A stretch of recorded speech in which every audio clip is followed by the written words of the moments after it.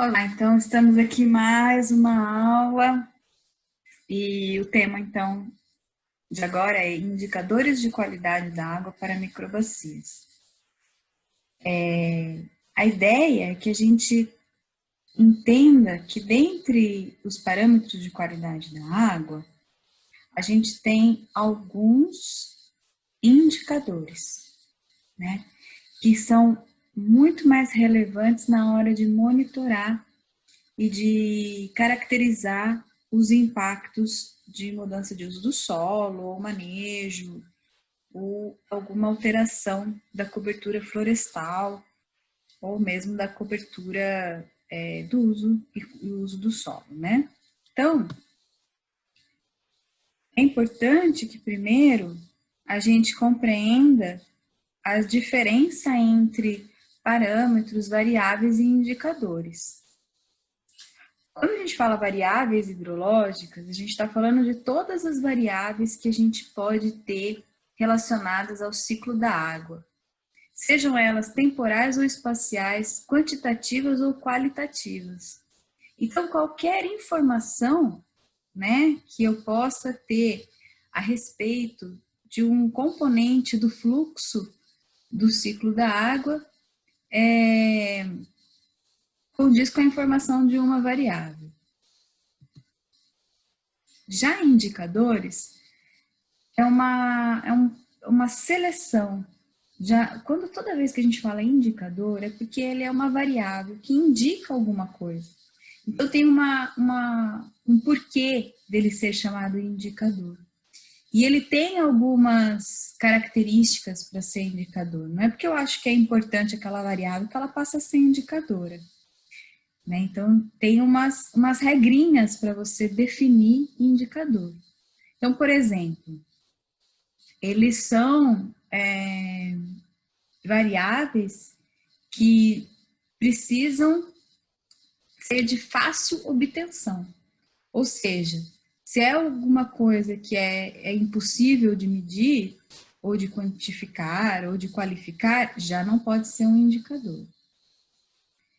E eles precisam dar um embasamento para uma tomada de decisão. Então, precisa ter um motivo do porquê ele é importante. É importante porque está relacionado com o quê?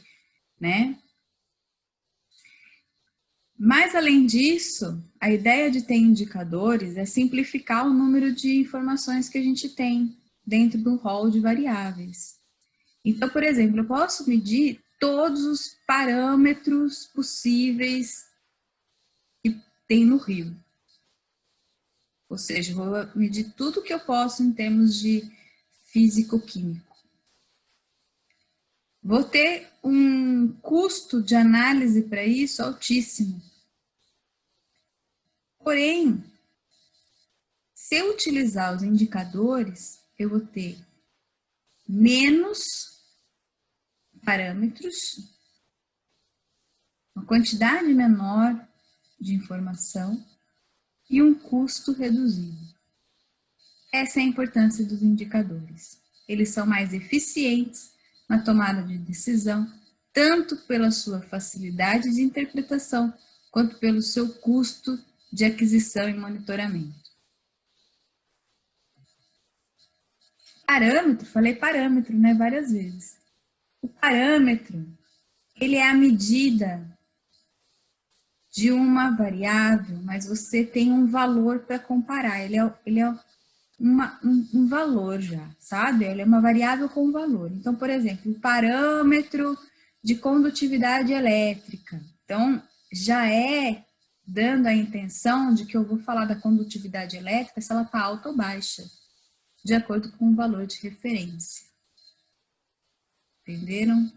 Então, assim, eu tenho as variáveis, que é tudo aquilo que eu posso quantificar, qualificar, que tem a ver com o ciclo hidrológico, né? Nas variáveis hidrológicas.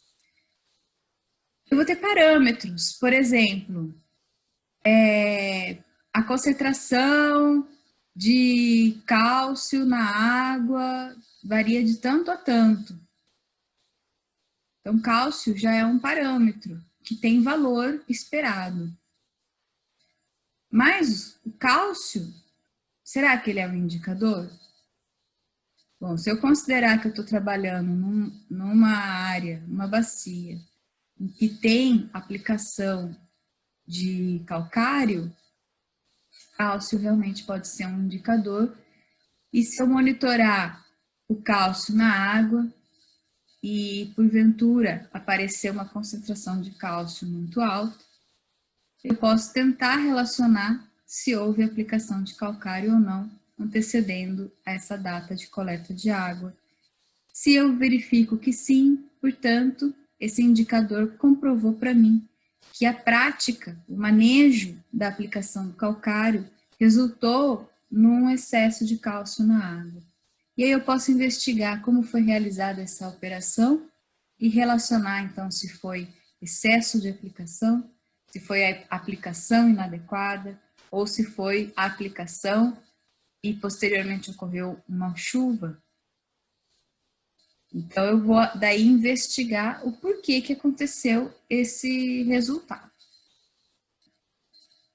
Se não tem aplicação de calcário naquela área, se não ocorre nenhum tipo de adição de cálcio pelo manejo, o cálcio não é um indicador, porque a variação da concentração do cálcio na água vai estar relacionada a processos naturais e, portanto, não vai refletir o objetivo que é monitorar os impactos do uso da terra.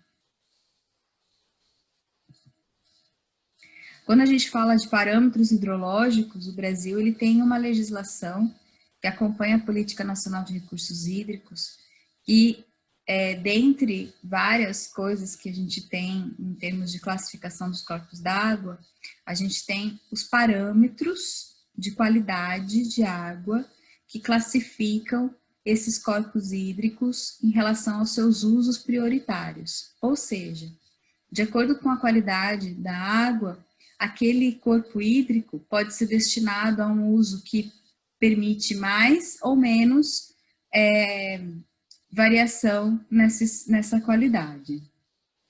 Então, por exemplo, as classes de corpo hídrico que são classe especial, que são aquelas que a água ela é de uma qualidade muito superior, em que o tratamento para potabilidade é somente um tratamento simples, convencional, ela é um corpo hídrico em que os parâmetros de qualidade possuem baixa concentração. Justamente por isso que ela é classificada como um corpo hídrico especial, né? Como uma classe especial. Já um rio que possui muita descarga orgânica e às vezes efluentes industriais, e então ele passa a ter características de qualidade de água com concentrações muito altas de vários componentes. Então, ele vai ser classificado em outro nível, que, vamos dizer assim, já é um rio que já teve muita alteração. Essa classificação dos corpos hídricos e, portanto, esses parâmetros de qualidade de água, eles são um instrumento de gestão hídrica aplicado pelos comitês de bacia para grandes rios, para bacias hidrográficas grandes. Então, essas concentrações que aparecem na resolução do CONAMA 357 de 2005 não é adequado para uma escala de cabeceira, de sistemas de cabeceira de bacias hidrográficas, ou seja, das microbacias.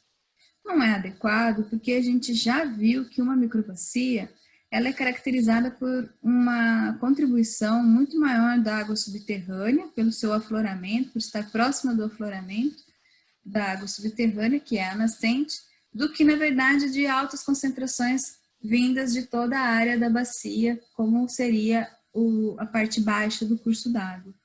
Então, essa resolução ela foi feita pensando na gestão de recursos hídricos na escala Brasil, e, portanto, ela considera os corpos hídricos de baixo curso, aqueles que são rios grandes, profundos, que já tem lodo ativo formando no fundo, né, em que a largura do rio é bem superior à capacidade da vegetação nas margens sombrear o leito do rio. Então, não são adequados essas concentrações para avaliar qualidade de água em microbacias, porque as microbacias deveriam estar com as concentrações muito próximas do que é encontrado na natureza.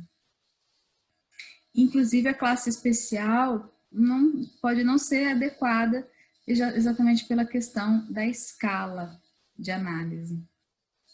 Então, se a gente não tem esses parâmetros em relação a bacias hidrográficas, as microbacias hidrográficas, melhor dizendo, a gente tem problema para comparar esses valores. A gente não pode usar essa resolução 357 de 2005 quando a gente está falando de microbacias. A gente pode usar quando está falando de bacias, rios grandes, mas não para sistemas de cabeceira, que são as nossas microbacias, as áreas pequenininhas, né?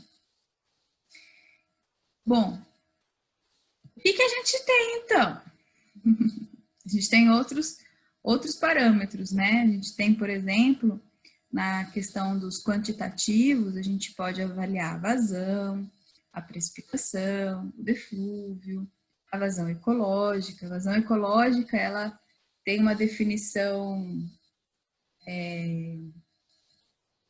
genérica, que significa aquela vazão mínima para manter os processos ecológicos ocorrendo de forma natural, mas ela tem também uma definição matemática, e cada estado no Brasil adotou um valor que se relaciona com vazão mínima. Então, por exemplo, a gente tem a maioria dos estados trabalhando com vazão mínima, que é chamada de Q710, a vazão mínima consecutiva de 7 dias consecutivos com tempo de retorno de 10 anos. É um cálculo que a gente faz, né? Considerando as vazões mínimas dentro de uma série histórica de 30 anos. Tem estado que adota 50% do Q710. Então, cada bacia, né, cada comitê, na verdade, ele adota uma vazão mínima ecológica. A gente pode trabalhar com valores médios, mínimos, máximos de vazão ecológica, de deflúvio, né? Mas o que a gente tem em termos quantitativos para microbacias, que a gente já conversou? A evapotranspiração, que reflete o consumo de água pela cobertura, pelo uso da terra, né? E reflete, então, no rendimento hídrico daquela bacia, que é exatamente a diferença entre precipitação e deflúvio. Considerando todas aquelas premissas, né, para a gente calcular essa evapotranspiração anual, e a resposta hidrológica, que relaciona, então, o escoamento direto em relação à precipitação total ou em relação ao deflúvio total. Então, a resposta hidrológica está diretamente relacionada com a capacidade de infiltração de água e, portanto, com o pico de vazão que ocorre num determinado evento de chuva. Esses são os nossos indicadores quantitativos. E em microbacias, como que a gente pode, então, ver os indicadores qualitativos? Se a gente for olhar, os parâmetros que a gente pode analisar são muitos. Tanto né, de ordem física, química, biológica ou até mesmo radiológica. Se vocês olharem um rótulo de uma garrafinha de água mineral, vocês vão ver que lá tem algumas características da água na fonte. E que pode ter realmente presença de substâncias radioativas. A característica da água ser às vezes mais gostosa ou não de beber está relacionado com a concentração de alguns bicarbonatos, né? Se ela tem mais cálcio, se ela tem mais magnésio.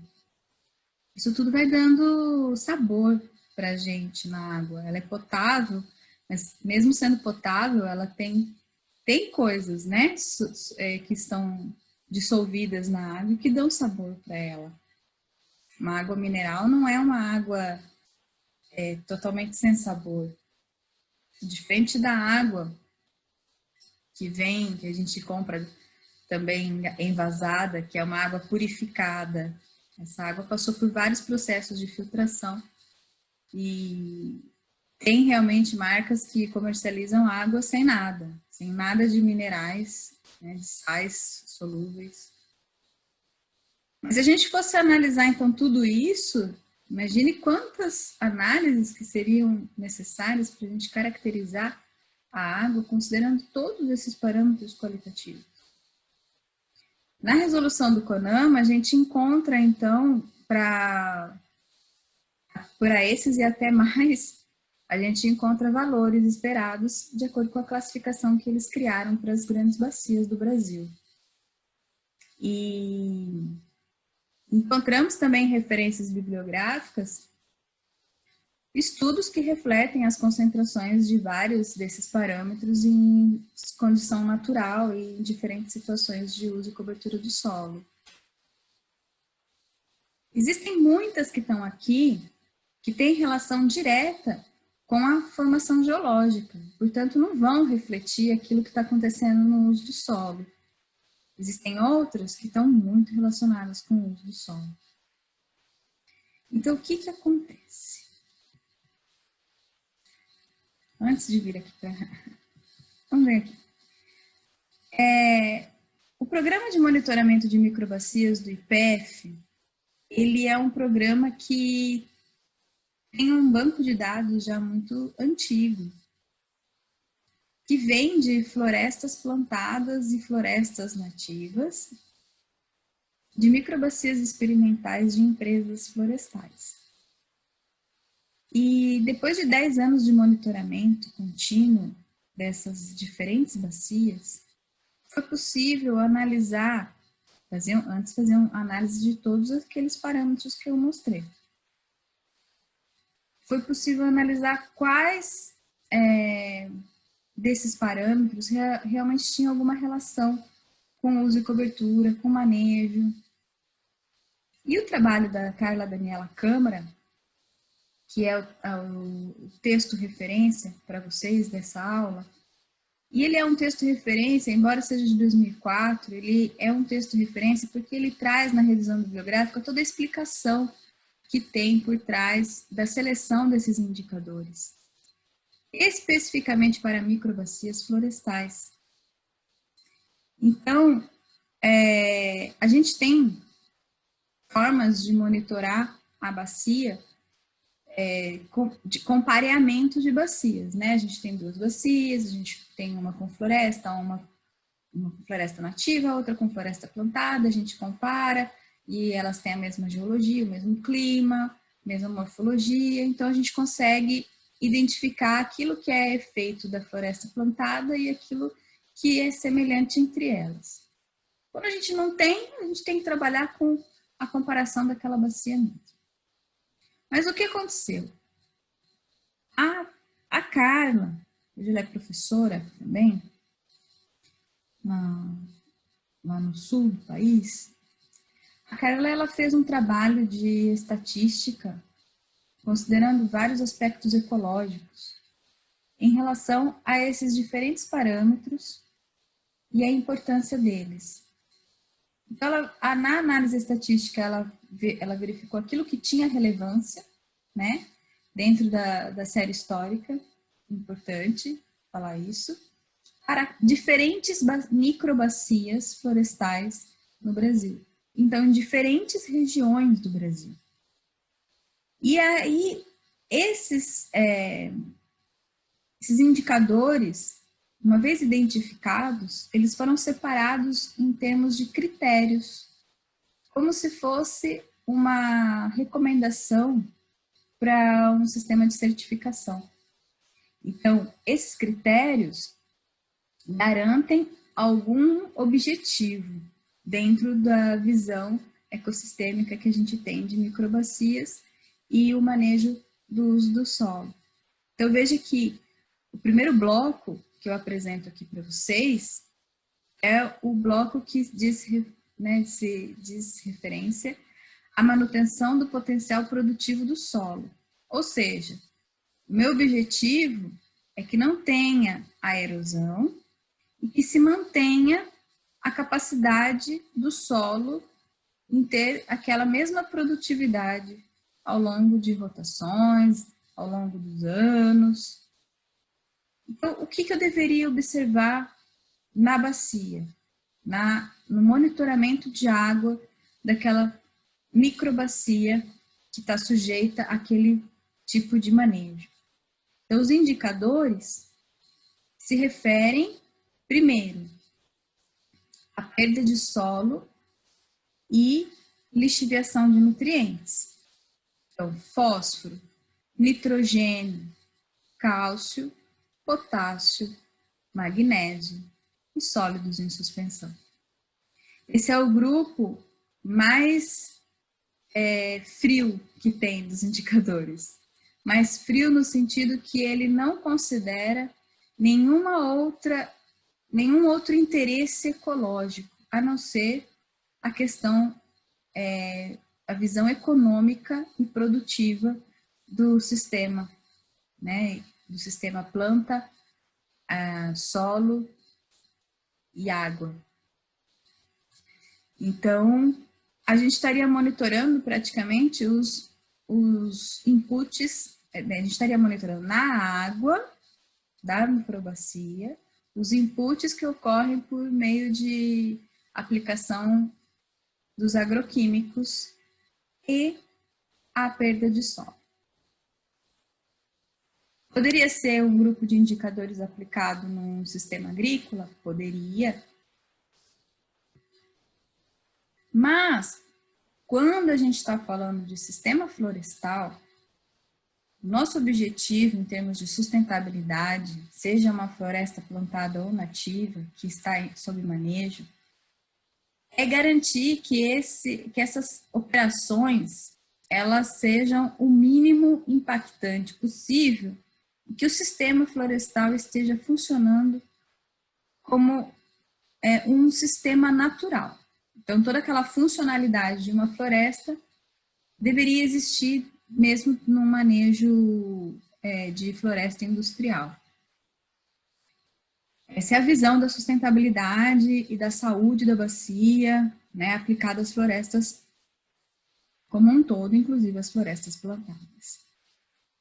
Então, nesse grupo, já começa a aparecer a preocupação em relação à quantidade de água, aos indicadores de quantidade, e também as questões ecológicas. Então, foi chamado esse grupo de manutenção dos processos hidrológicos e da qualidade do manejo florestal, em que a gente tem como indicadores quantitativos o balanço hídrico e os picos de vazão, mas a gente se preocupa aqui com erosão, né, além do consumo de água e da resposta hidrológica pelo escoamento direto, a gente está preocupado com perda de solo e capacidade de manter o ecossistema natural aquático funcionando adequadamente. Então, vai entrar como indicador, além dos quantitativos, os sólidos em suspensão, a turbidez, a condutividade elétrica, que são indicadores relacionados ao excesso de sedimentos e nutrientes na água. Sólidos em suspensão são as partículas que chegam na água em suspensão, dentre elas não só partículas minerais, como também partículas orgânicas. A turbidez é aquela medida de passagem de luz, e a condutividade elétrica, o quanto de corrente elétrica que tem na água. A gente utiliza mais de um relacionado à questão de perda de solo, porque num sistema florestal tem muito carregamento também de matéria orgânica, e a matéria orgânica não é um problema, né, na água, ela é um componente natural do sistema aquático, ela é um alimento. O que a gente precisa separar nessas análises é aquilo que é matéria orgânica daquilo que é solo, perdido, erodido. Então, por isso que a gente faz essas 3 análises para poder identificar o que né, quantificar qual é a contribuição que veio nessas partículas que estão chegando na água, que vieram de perda mineral ou de perda orgânica. E aí a gente tem aquilo que precisa ser monitorado porque é um sistema sob manejo. E o que precisa ser monitorado, que chega muito na água, é o fósforo e o potássio, que são aplicados, né, no plantio, no pré-plantio, a condução da floresta, e o monitoramento da concentração na água vai nos falar como que está sendo a eficiência dessa aplicação, ou se ocorre algum excesso na dosagem. E depois a gente entra com indicadores que estão relacionados com a capacidade do meio aquático de manter a sua vida natural, né, os seus processos naturais, que é o oxigênio dissolvido, a temperatura da água e os macroinvertebrados bentônicos. O oxigênio dissolvido, quando ele está numa concentração muito baixa, ele impede o desenvolvimento de vida. A temperatura da água, ela está relacionada com as reações químicas que ocorrem na água e também com o sombreamento que a floresta faz no ambiente aquático.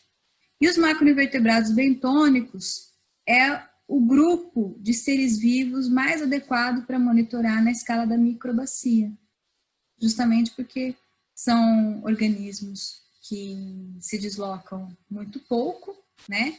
Eles permanecem por um tempo dentro do ambiente aquático fixos, em raízes finas, em sedimentos finos, no leito próximo das rochas, no leito do curso d'água, e são fases juvenis de vários tipos de seres, de insetos, moluscos, crustáceos. Ou seja, é possível identificar uma diversidade entre os macroinvertebrados bentônicos, é possível identificar classes tróficas, né, mostrando uma sequência, uma cadeia alimentar que ocorre dentro desses ambientes. Então, por isso que eles são os indicadores vivos e biológicos do monitoramento de microbacias quando se pensa em sustentabilidade ambiental.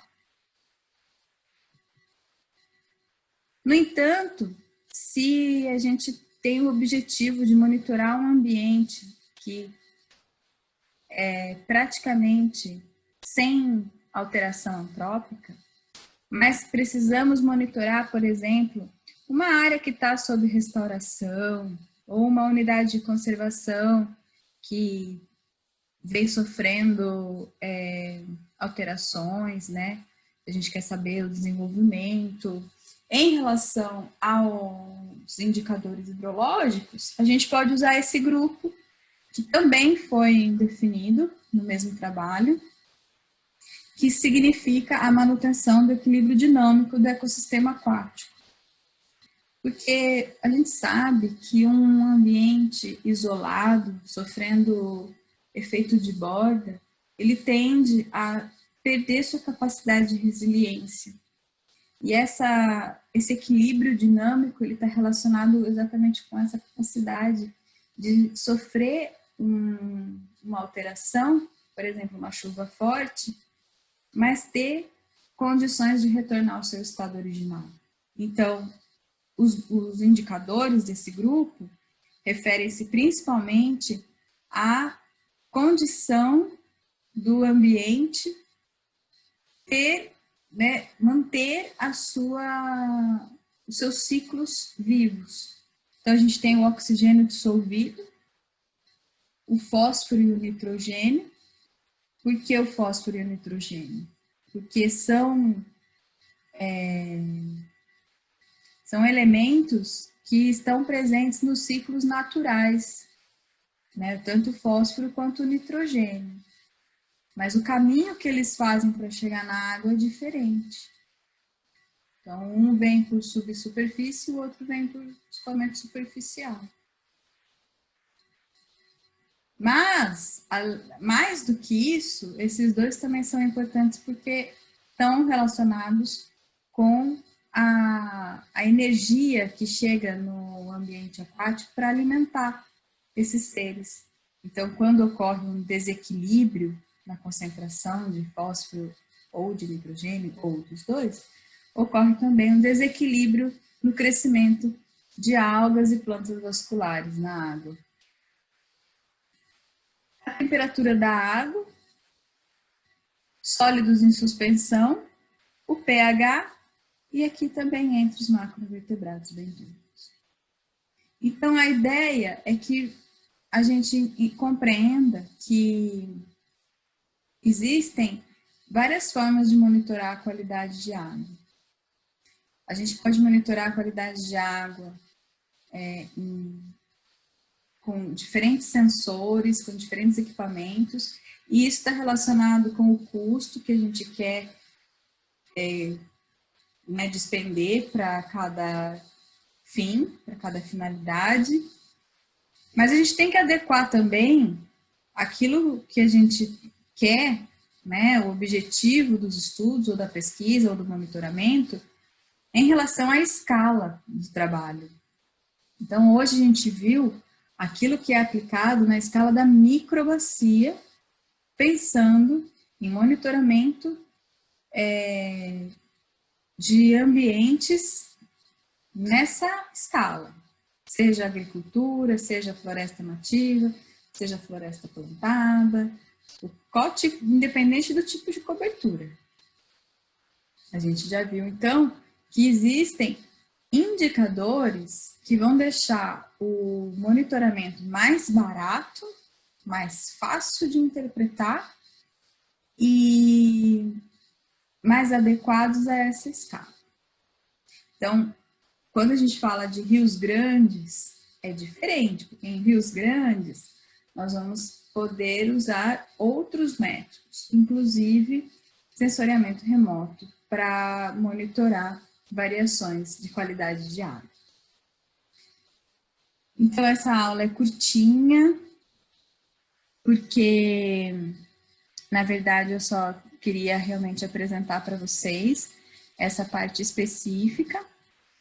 Caso vocês tenham interesse de conhecer o comportamento e o que significa cada um dos parâmetros hidrológicos, né, eu recomendo que vocês, então, busquem as leituras complementares. E, então, fica com a recomendação da leitura da tese da Carla Daniela Câmara, para vocês compreenderem também a questão da importância da seleção desses indicadores, né? Qual foi o fundamento estatístico, ecológico, que teve o embasamento para selecionar esses indicadores. Então, eu fico por aqui, agradeço a presença virtual de vocês e a gente continua a próxima aula. Obrigada.